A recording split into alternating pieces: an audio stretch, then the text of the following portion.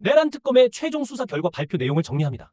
전 대통령 윤석열, 전 국무총리 겸 대통령 권한대행 한덕수, 전 경제부총리 겸 대통령 권한대행 최상목, 전 행정안전부 장관 이상민, 전 법무부 장관 박성재, 전 국방부 장관 김용현, 전 법제처장 이완규, 전 대통령 비서실장 정진석, 전 경호처장 박종준, 전 민정수석 비서관 김주현, 국회의원 추경호, 임종득, 전 국무총리 황교안 등 총 24명을 공소 제기하였습니다. 수사한 결과 윤석열 등은 2023년 10월 전부터 비상계엄을 준비하였고 군을 통해 무력으로 정치활동 및 국회 기능을 정지시키고 국회를 대체할 비상입법기구를 통해 입법권과 사법권을 장악한 후 반대 세력을 제거하고 권력을 독점 유지할 목적으로 비상계엄을 선포한 사실을 확인하였습니다. 비상계엄을 선포할 명분을 만들기 위해 비정상적 군사작전을 통해 북한의 무력 도발을 유인하였으나 북한이 군사적으로 대응하지 않아 실패하였고 이에 윤석열, 김용현, 노상원, 여인영 등은 국회에서 이루어지는 정치활동을 내란을 획책하는 반국가 행위, 반국가 세력으로 몰아 비상계엄을 선포하였습니다. 우리는 역사적 경험을 통해 권력을 가진 자의 친위 쿠데타는 내세웠던 명분은 허울뿐이고 목적은 오로지 권력의 독점과 유죄성을 잘 알고 있습니다. 윤석열은 취임과 함께 대통령실을 용산 군기지 내 합동참모본부 청사 바로 옆 국방부 청사로 대통령 관저를 한남동으로 이전하였습니다.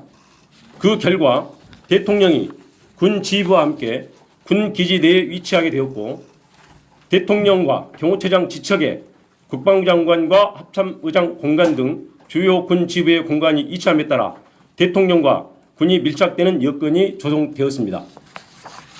김용현과 노상원은 2023년 10월 군 인사를 앞두고 육군참모총장, 방첩사령관, 지상작전사령관 등 군 인사 방안과 비상계엄 시 진압권이 될 수 있는 구사단과 34단에 대하여 논의하였고 2023년 10월 이후 그들의 논의한 대로 육군참모총장 박안수, 방첩사령관 여인영, 구사단과 34단을 관할하는 지성작전사령관이 보임되었습니다.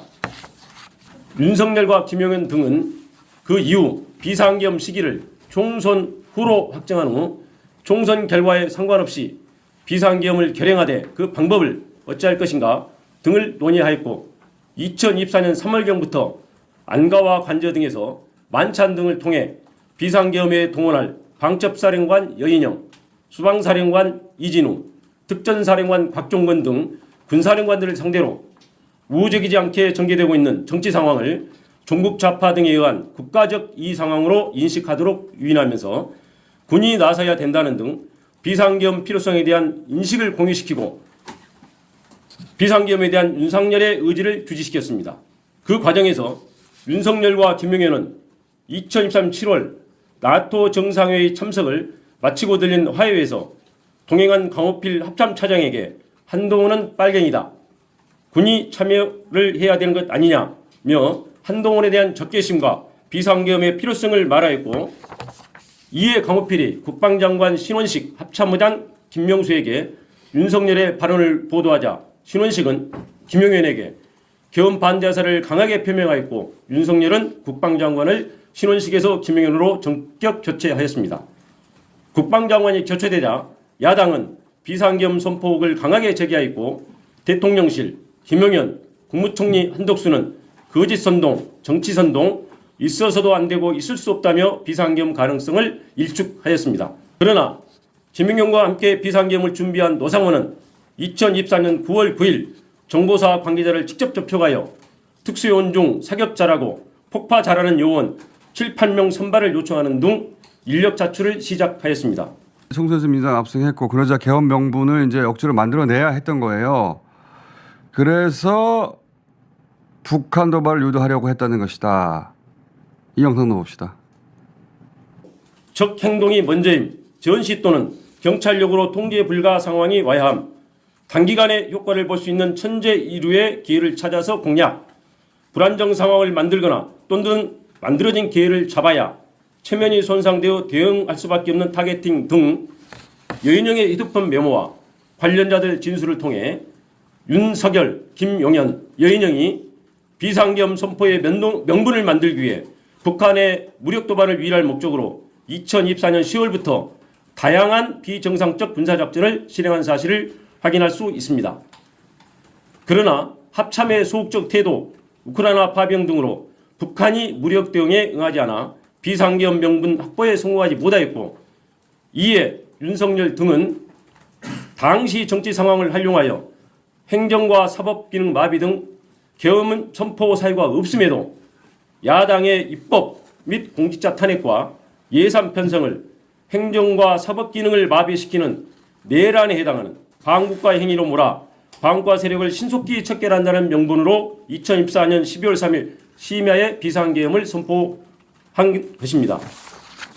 내란 세력은 실제 그런 계획을 했고 실행에 옮긴 자들입니다. 그래서 저는 사형에 처해야 된다고 계속 말하는 거예요. 자기 권력을 위해서 한두 사람도 아니고 전쟁을 일으켜서 수천 명, 수만 명, 어쩌면 수십만 명이 죽을 뻔한 그런 전쟁을 일으키려 한 자들 아닙니까? 사형 선고가 마땅하지 그러면. 자, 그리고 계엄 성공하면 그 다음에 어떻게 하려고 했느냐. 김용현과 비상계엄을 준비한 노상원의 수첩에 차기 대선에 대비 모든 좌파 세력 붕괴, 행사 후 국회 정치개혁, 민심관리 1년 정도, 헌법 개정, 국가안전관리법 제정, 선거구 조정, 선거법 박탈, 최상목 지시 문건에 국회에 전입되는 예산 차단, 국가 비상 입법기구 예산 편성, 이상민, 조지호, 김봉식 지시 문건에 5개 언론사 단전 단수, 민주당사 봉쇄, 여인영 메모에 정치인 체포 명단, 체포조 운영을 통해서 윤석열 등은 무력으로 정치활동 및 국회의 기능을 정지시키고 국회를 대체할 국가 비상 입법기구를 통해 입법권과 사법권을 장악한 후 반대 세력을 제거하고 권력을 독점 유지할 목적으로 비상계엄을 선포했음을 확인할 수 있습니다.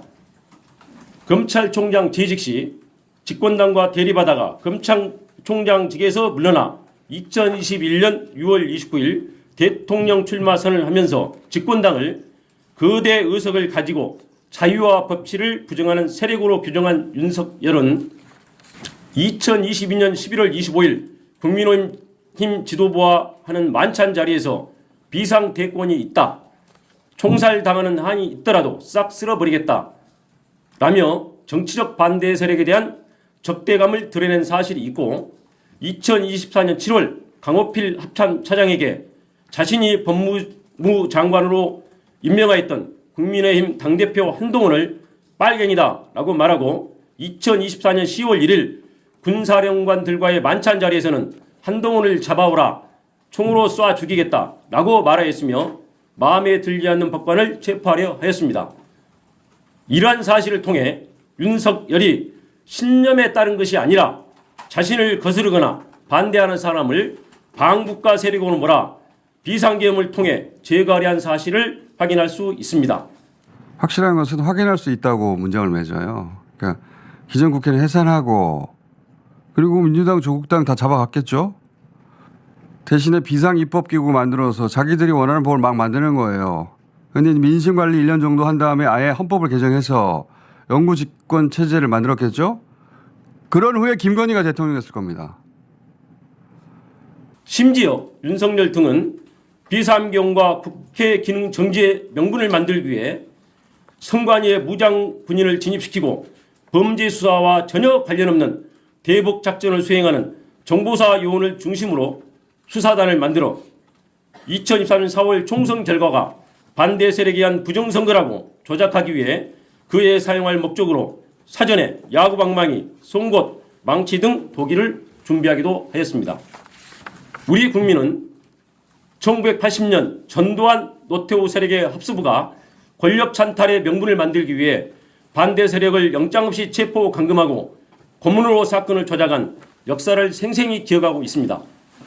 결국 윤석열은 2024년 4월 총선 전부터 비상계엄을 준비하고 북한의 무력 도발을 유인하여 비상계엄을 선포하려고 하였으나 실패하였고, 군을 통해 무력으로 입법권과 사법권을 장악한 후 정책 반대 세력을 제거하고 권력을 독점 유지할 목적으로 2024년 12월 전후의 정치 상황을 국정마비로 내세워 비상계엄을 선포한 것입니다. 이상입니다.